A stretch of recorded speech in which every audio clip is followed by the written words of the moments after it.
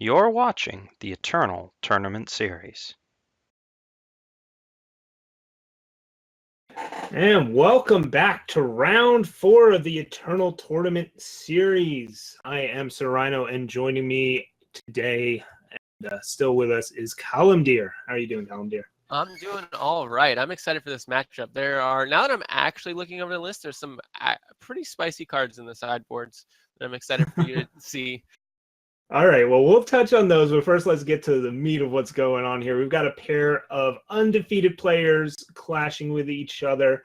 IlyaK on TJP mid-range up against Eternal Hans, who is on Chalice Control. So which of these lists do we want to dive into first? Yeah, IlyaK, resident rank 1 ladder player and accomplished tournament player. He's on TJP mid-range and Eternal Hans on Chalice. Let's talk about Chalice for a second, just because it's the more familiar of the decks. All right. So Chalice is something somewhat of somebody everybody is familiar with. Some like it, some love it, a lot hate it.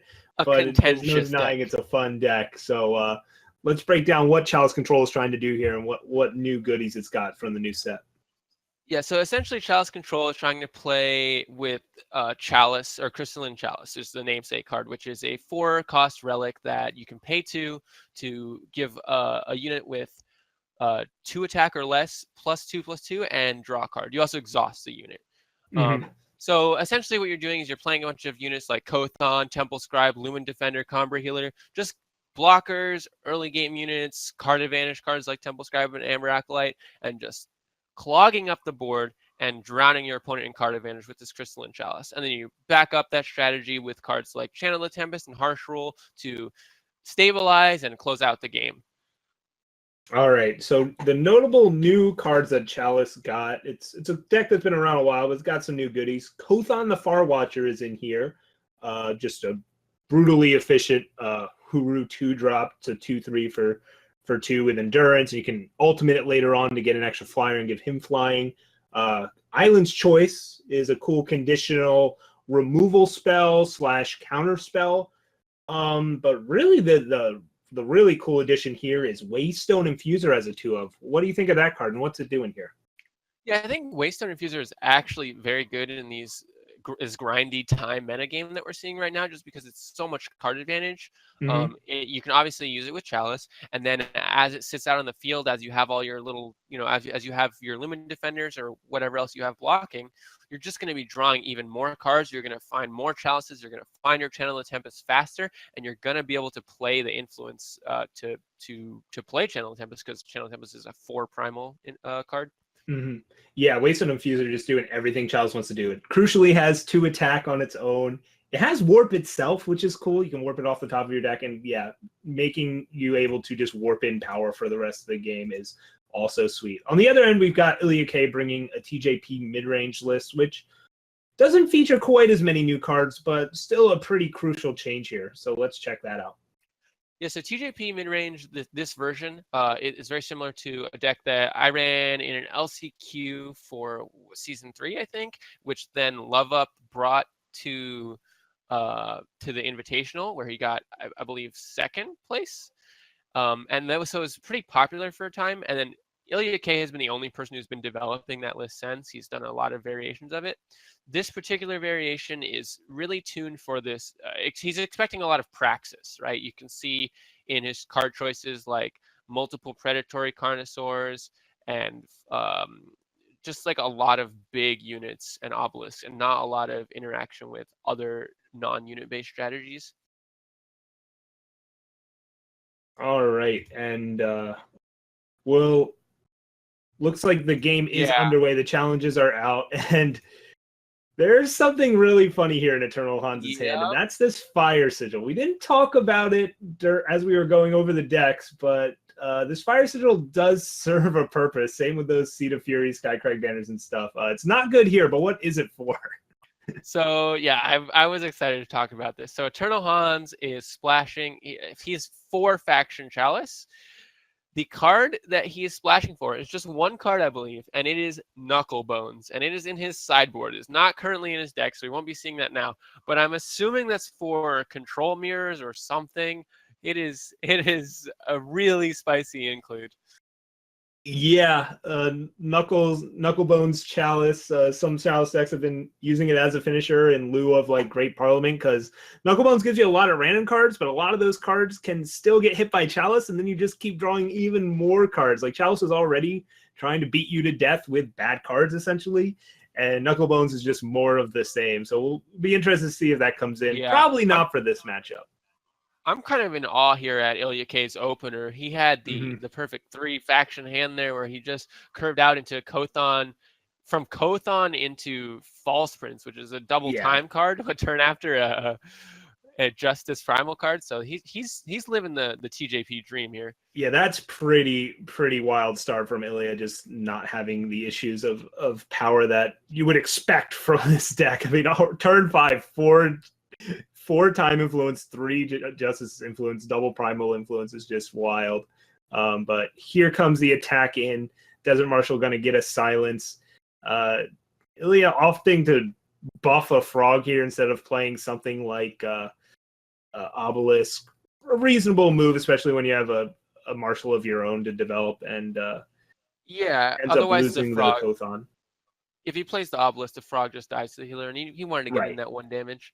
Mhm. And then play the Obelisk the next turn once he has more units. Yeah. But it's looking really good for Hans here. You know, he's got all the blockers in the world, and he's going to be able to just sit on this for a while. Crystallize and Obelisk are kind of a problem, but I think he'll be all right.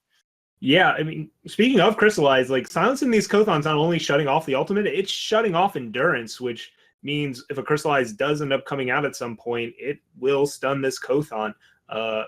Ilya dropping down the Marshal with that silence, dropping an Obelisk, and getting in, and looks like just trading off some units here. Yeah, well, the board looks kind of almost favorable for Ilya. It did, like, for a second. Mhm. Hans just has so much better draw as the game goes on that I think it's going to be really rough. Hans is still at 25 life here, so. Yeah, Ilya's got no way to really get this Combray healer out of the way, so he's just slowly chipping in for, 2 or 3 damage a turn, and Hans is gaining that back so quickly anyways, and yeah, Ilya's got to find a really large threat quickly here, and even then, something like Lumen Defender might be able to get in the way. He's just hoping to rip Cersos, and speak of the devil, and he shall appear. Yeah, Cerso is a very good card here because Hans is playing lots of cards like Lumen Defender and things that are really obnoxious to get through. And Cerso just says, "How about 2/2? How about you're a vanilla 2/2? How do you feel about that?" But Desert Marshal is going to turn that off, which is pretty good for Hans. It's going to allow Lumen Defender to trade with Cerso. Yep. So Hans will jam the Defender here. If he wants, he can just Marshal the Cerso and they'll trade off. Or if he wants to be really greedy, you can wait to like try and Combray healer is 1/5, but I don't think that's worth it when IlyaK has got a Obelisk threatened to make it an 8/8 anyway. Yeah, I don't think he needs to edge out every little bit of advantage when IlyaK is sitting on 1 card in hand, and you're the control deck, and you're 1 power away from getting 2 owls off this Parliament, and yeah, there's the 8th power. Yeah. So Eternal Hans will probably elect to get just 2 owls here, as you mentioned, and IlyaK's got the Crystallize, which you'd like to be a finisher, but when you've only got 5 attack in play and your opponent's at 30 health, that's a long ways to go. Yeah, this game, it kind of looks like they started at 30 with IlyaK on 28 and Eternal Hans on 30 this late into the game. But nope, they just like gaining life. Yeah. This game's pretty incredible when we go back to mentioning, like, Ilya had a great opener. He had one of his best 2 drops, like, on curve, into one of his best 3 drops on curve, into more threats, and Hans just shrugged it off. It was nothing that he couldn't handle. Yeah, I mean, he also had the Kothon to match Ilya's Kothon. He had a Desert Marshal and a Vanquish for that False Prince, and he had a Lumen Defender. Like, he had all the answers, and he curved out just as well as IlyaK did. I mean, yeah, he got a little behind for a moment there, and he just gained it all back with healers and Lumen Defenders. Yeah, and it's pretty crucial to highlight, as you said, the Kothon came out early, and it used to be that Kothon was taking up the slots of things like either Lumen Defenders or Marezin's Disciple that were just coming down way later, and now Chalice has the tools to stabilize sooner. Yeah, we didn't talk about it too much, but Kothon has been, I mean, people have remembered that Chalice is a good deck with set 2, and Kothon has made the deck much better because having Parliament's like an important part of how Chalice ends games, and having the flying the 2 flying bodies, which is the most important part, not having 4/4 necessarily, having the 2 flying bodies attached to an early game blocker for more interaction, and also being able to make the flyers earlier just gives the deck much stronger legs to stand on. All right, so Hans here, if he's so inclined, could simply just get in with 2 owls, draw a card, and then reset the board, and even get a Temple Scribe down post-Wrath, and then you don't have to worry about IlyaK activating Seraphs with an Obelisk in play and randomly winning or something like that. Oh, it looks my goodness. Yeah, so Hans looks like he opted to play the Temple Scribe here before casting Harsh Rule, which makes me think, yeah, no Harsh Rule coming out here. Yeah, so I okay think with an activation. Oh my! So I feel like his plan was just to get in as much damage as he can and just Harsh Rule when he finally has to, because Seraph is basically his only, or Seraph is IlyaK. Yeah, Seraph and Obelisk is IlyaK's only real way to come back in the late game versus the Chalice deck. So it's gonna get Harsh Ruled for sure as soon as something relevant comes out. But he's got all the time in the world. IlyaK is only running a few protects. And Hans could even cast 2 Harsh Rules next turn, so he doesn't really mind that. Yeah, I understand the 2 Harsh Rule argument, like make Seraph hit a flyer here, which it did, and now you get to Harsh Rule. The counter argument, though, as you said, was Ilya does play Protect. As low of a chance as it was, and as you said, you had the tools to deal with it, it's still something to keep in mind here and would have been a reason to Harsh Rule last turn. But I like keeping the aggression and making the Seraph hit the flyer. Now that it did, though, think you got to pull the Harsh Rule here, and nope, just doesn't do it. Oh, you have Island's Choice. Yeah, he's got Island's Choice. He's not taking 16 here. Right. Okay, so Island's Choice will be hitting this Curiox here. Is that a Rabble Rouser I spy? What is he going to give +2/+2 to? All right, so that's going to allow. Nope. Ooh, Ilya smartly playing around Island's Choice here, knowing I just need to block this flyer for now, although I don't know what Ilya's plan to the victory is here either. It's not that it's the wrong play or the right play, it's that there isn't really much, and that's just game outside. I mean, I think IlyaK might have a Protect because he's purposely leaving up this one. He doesn't, but nope, never mind. Yeah. Oh yeah, I have his hand open in this other window. What am I talking about? Yeah, I'm a professional. Yeah, I mean, he could have been bluffing it, though. I think it's correct for Hans to just go for the kill there anyways, though, and make him have it. So, Hans taking game 1. I think we mentioned that he's most likely to be favored here. Chalice's big weakness, or at least it used to be, was swarming flyers. Like, I got a lot of wins versus Chalice in the ETS with my Combray flyers list and stuff like that. Ilya doesn't have that. He's got a bunch of ground dudes backed up by Crystallize and didn't quite get the job done there. Yeah, I don't know if we mentioned it, but definitely I think the Chalice deck is favored round 1 there, just because Ilya's deck is really tuned to beat this Praxis metagame, not really Chalice. And so interestingly, post-board, I was just going to say, I think Chalice is also a good choice versus Praxis, so maybe that was the better choice to bring to the tournament. But anyways, what does IlyaK bring in here?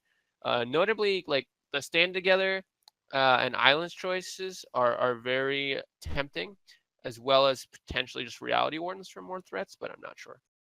Yeah, the other interesting one is Dawnwalker. While your opponent does play a few silences, it's still a recurable threat, especially if you're sticking to the Obelisk plan. It can, once you have an Obelisk down and it becomes a 5/2, it becomes much more difficult for all these 2/5s and such to deal with out of Chalice. So I could see going in that direction, trying to get slightly better threats.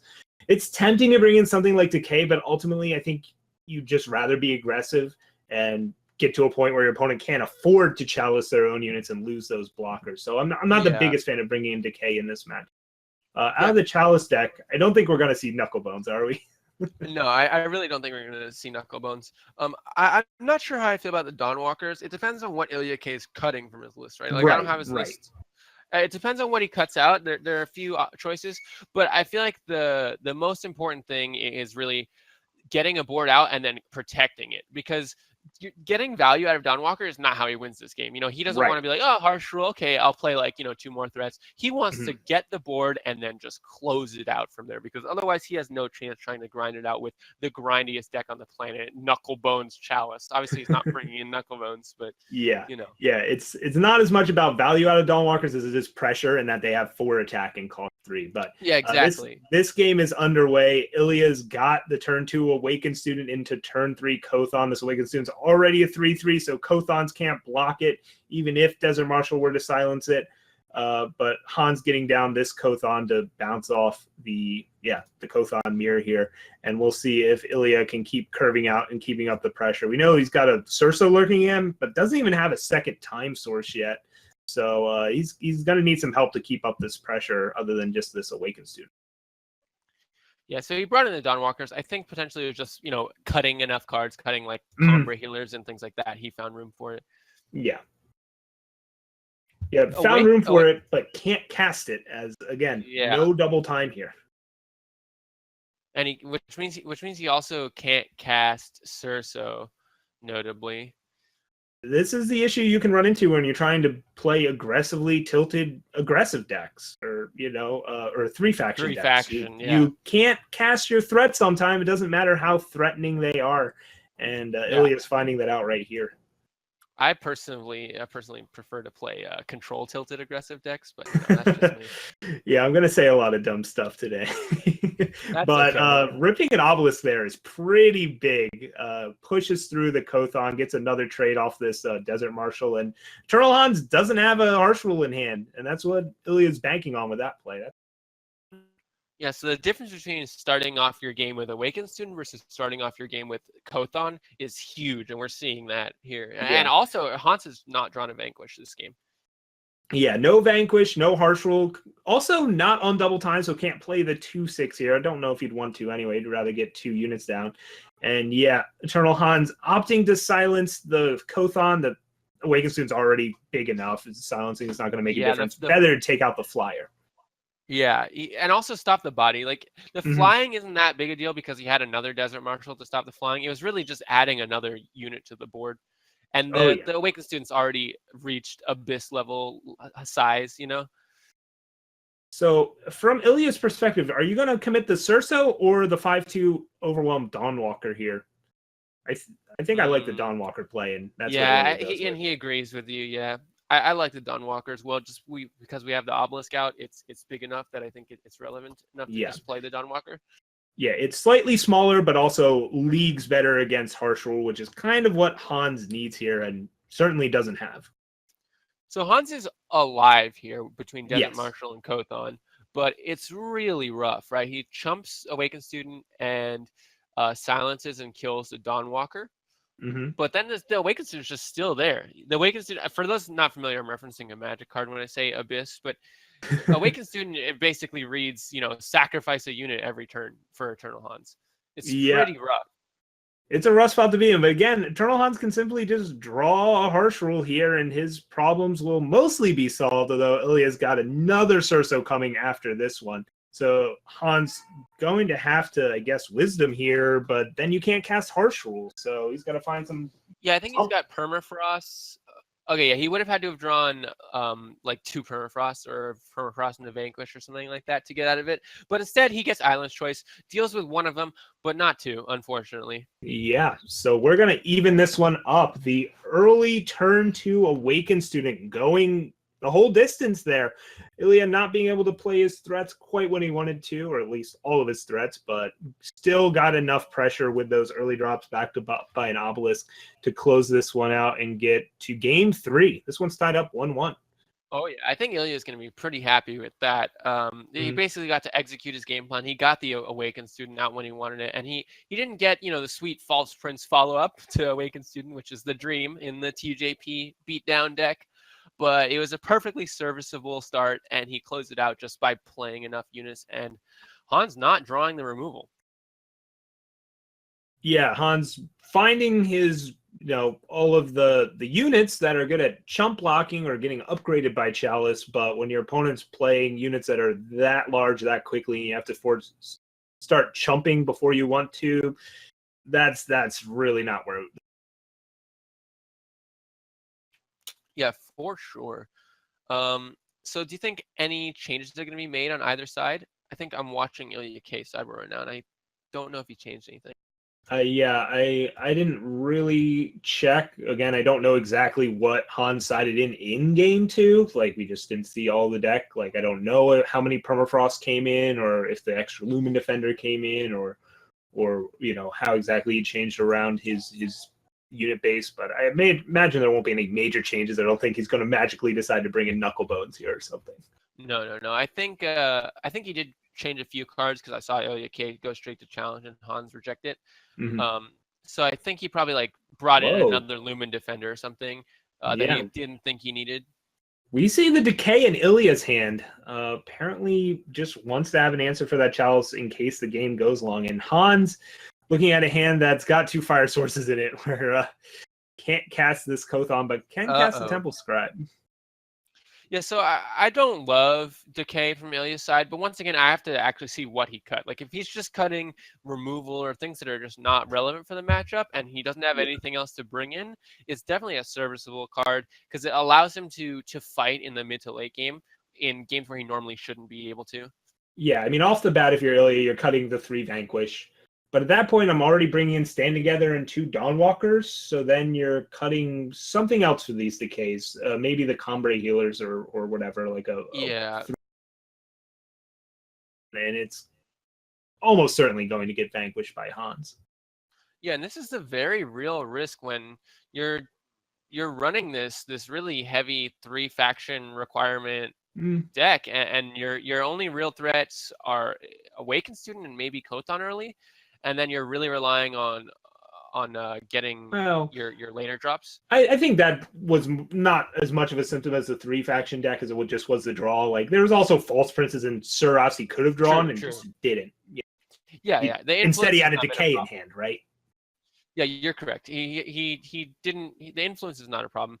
More what I meant to say was he's running not that many early threats, and he's relying on like his early threats are mixed in with cards like Temple Scribe and Amber Acolyte. I don't think he actually has Temple Scribe. I think he just has Amber no Acolyte. Scribes. Like basically Kothon is in the slot now. And Desert Marshal though, while it's a 2-drop, is not normally one you play as a threat.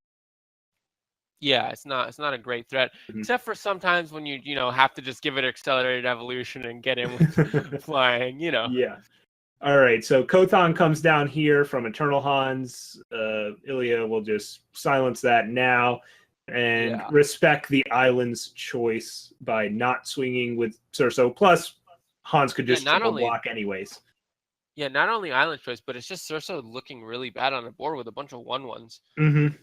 Yeah, Surso is awesome when you're in other time mirrors that your opponent's playing a lot of large units, like other Sandstorm Titans or Heart of the Vaults. But when your opponent's just flooding the board with 1/1s and Surso's actually upgrading them, he's not looking so good. Yeah, so I think Ilya's out here is to draw Seraph, which he did draw, and then be able to protect it, because Hans still can't cast these harsh rolls. Right.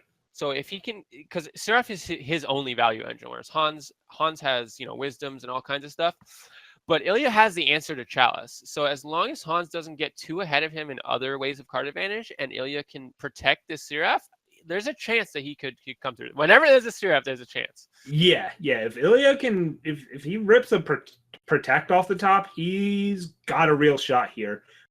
Fortunately, he rips an Amber Acolyte off the top and doesn't even play the Sigil out to like bluff or protect. So Hans knows the coast is clear to, if he wants to, found a Desert Marshal to silence this Seraph. Again, can't cast this harsh rule yet, but we'll see what he opts to do. Yep, goes with nothing, letting the Seraph activate again. Oh man, another flyer. Now he has the island's choice here for this, but I don't know if I like allowing Ilya to get another activation of the Seraph off. That owl was almost a 0/6. Yeah, almost, but because these Valkyrie Spire Guard was still in play, it saw that 3 attack and doubled it. And we get to warp in a Sigil here, but it's not a Justice Sword. Card advantage. Yeah. But still, that's a card that Eternal Hans is happy to not draw next turn. Gets to activate Kothon. Yeah, definitely. Yeah, so Right. here it's looking pretty rough for IlyaK because at any point I'm not sure why Hans is letting him get all the activations that he wants. I Yeah. feel like I would have been tempted to Desert Marshal early, but I think he just feels really comfortable with the harsh rules. He's got two, and Ilya in his whole 90, I think only has one stand All right. together. So Hans knows he will be drawing a Justice Source next turn. There's a Seat of Order sitting yeah, there on top of the deck, letting him know what's up. In the meantime, though, Ilya's still got more shots at finding a Protect, but this Permafrost will shut that down for now. Can't activate Seraph if she's exhausted. yeah, I'm not really sure what IlyaK is gonna do now. Hmm. He really needs to stand together to off the top. Looks like Well, it's a okay. Seek Power instead. I mean, he's got a Decay. If Hans harsh rules here, he's still, got to start digging. But yeah, it looks Yeah, I like was gonna Carnosaur's say coming down.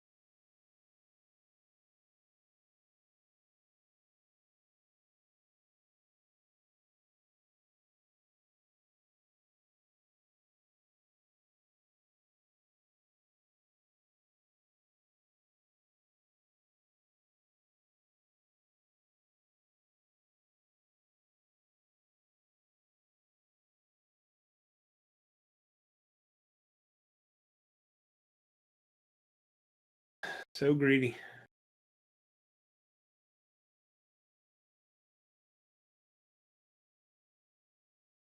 Okay.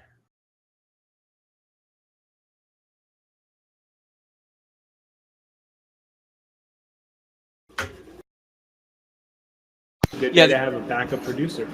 yeah.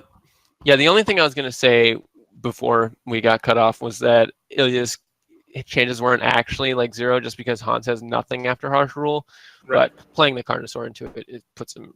Yeah, but Hans still hasn't cast the harsh rule yet. yeah, I don't know what's going on there. He opted to play out a Combray healer here, just like buff up his 1/5 to a 1/8, even though his opponent has a 10/10. Like, I don't know. Oh, we're still live? Okay. Oh, sweet, what do we're you back. know? Hey, everybody. Awesome. Hey, everyone. So, yeah, carnage on the battlefield as Ilya just plunged in with all of his units. Eternal Hans has the power to cast Harsh Rule, has just chose not to yet. IlyaK has not found his one of Stand Together or any protects of the sort. Does have this Decay lurking to use on Seraph if he's so inclined, but I feel like Eternal Hans has got to pull the trigger on Harsh Rule at this point. I mean, a 10/10, a 3/6 flyer. I mean, you're at 30 health. You've got time, but you've also got 2 Harsh Rule.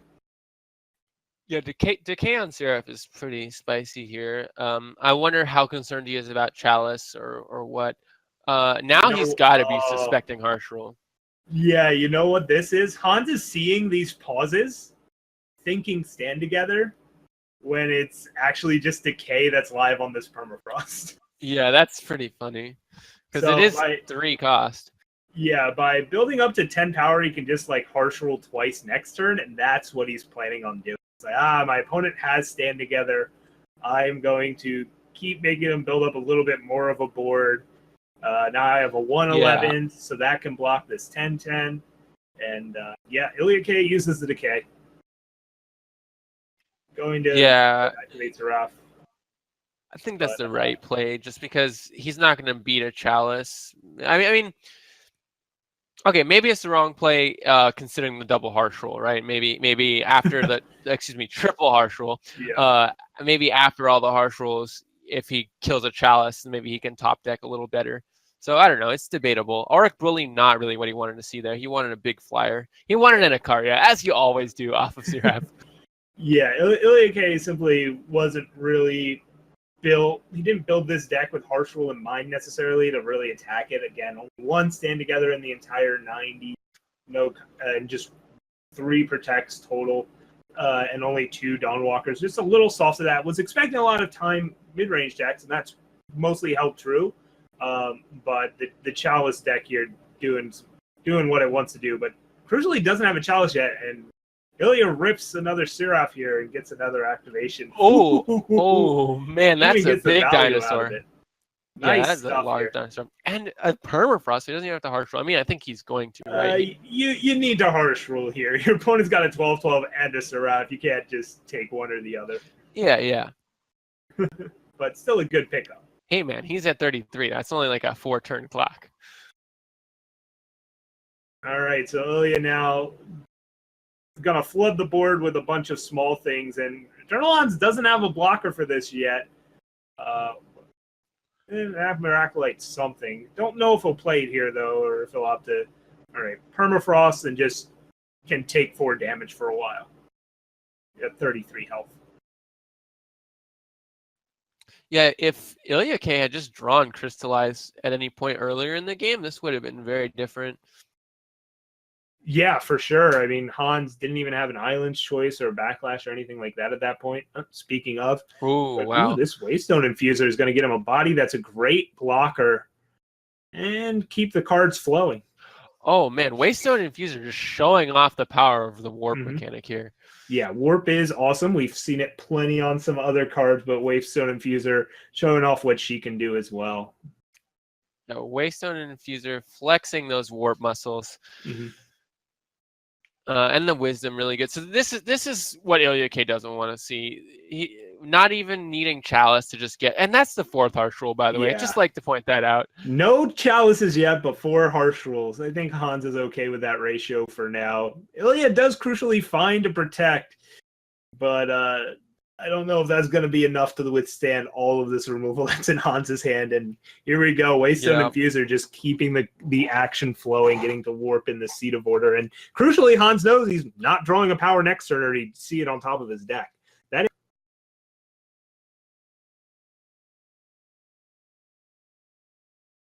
Oh man, look at the chat on Ilya's side. I don't know if the stream is seeing that. Well, the mainstream probably won't be seeing it. But yeah, Ilya playing out all this power probably just because he wants to, but then draws the Awakened Student, which maybe he'd like to be a 3/3, although I don't think ultimately it's going to make a huge difference this game. Yeah, I think it's just a little too late from IlyaK. We've gotten to this stage in the game, and his draws are just... How many Xersos has he gone through? And Carnosaurs? Like, a lot of his late game is kind of gone. 2 Xersos down, 1 Carnosaur down. The other one was from a Seraph, so he's actually still got a decent number. It's just he can't keep up with this Waystone Infuser. Yeah, plus with the Waystone Chalice showing up. Yeah, now the Chalice and the 2 Harsh Rules in case anything gets out of hand. Yeah, for Ilya to win this, he somehow has to both stabilize with like just the 1 stand together, but Eternal Hans has double Harsh Rule. 1 stand together is not going to get the job done there. Yeah, if Eternal Hans couldn't cast 2 Harsh Rules in 1 turn, there might be a chance because IlyaK would be able to maybe assemble some kind of lethal board, hold up some stand together that he potentially draws, and then also have Crystallize and also silence Kothon. But that's just too many pieces, and we can see Eternal Hans is not going to let anything like that happen. Yeah, Ilya is drawing 1 card a turn. Eternal Hans is drawing 2, 3, 4 cards a turn at this point. There we go. Yeah, no Banner wisdom's warps needed. in, activate Chalice, draw more cards. And this is right where Hans wants to be. Ilya puts a Dawnwalker on the board, but again, not doing anything. If he ever finds an Obelisk, I mean, then he'll have a real board. But again, Hans has double Harsh Rule. But I think for Ilya to get out of this, he's just got to rip some of the best cards he can here. Like, we're talking, some combination of Seraph plus Obelisk plus Stand Together, luck your way into the right win. Yeah, but in the meantime, he's at 6 health. Yeah, not where you want to be as the aggressor against control. Mm-hmm. And once again, looking like the game started at 30 health. Yeah. Hans can't permafrost this Kothon, so he doesn't have lethal Quay yet, although I guess he could just kind of swing with everything else on the board and find it. I didn't actually check the math there. Yeah, I mean, Ilya's at 6. He would have had... He might have been able to get lethal there instead of activating, but it doesn't really... Yeah, at this point, however Hans plays it out is probably going to get him there. All right. So here it is. He's going to get, I don't know what, but he's going to get it. And he didn't get it. I don't know how that didn't happen. All right. And that'll be the game. So, yeah, Ilya does not get the win there. Probably not too shocked. He was certainly not happy to see that he got matched with a Chalice there. But Hans locking that up, sticking to the game plan and showing off the power of not only Chalice, but Waystone Infuser. Good to see some new Omens of the Past cards. Same with Kothon having a huge impact there. Yeah, and the fire influence not really messing him up that much. I think he was pretty careful about not getting too greedy there. It slowed him down in a few of those games, but it didn't lose him the game. So I think it was fine.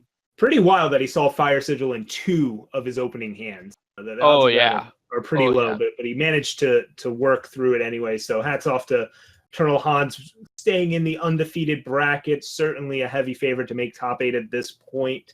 And IlyaK still very much alive. No backup matches this round or plugs to go over. We're just going to cut it here to the next round, and we're going to try and fix up the stream, as we did have a little bit of a drop there. So we're gonna do a little bit of back end fixing, and we'll be back with more coverage of round 5 in just a moment. See you then.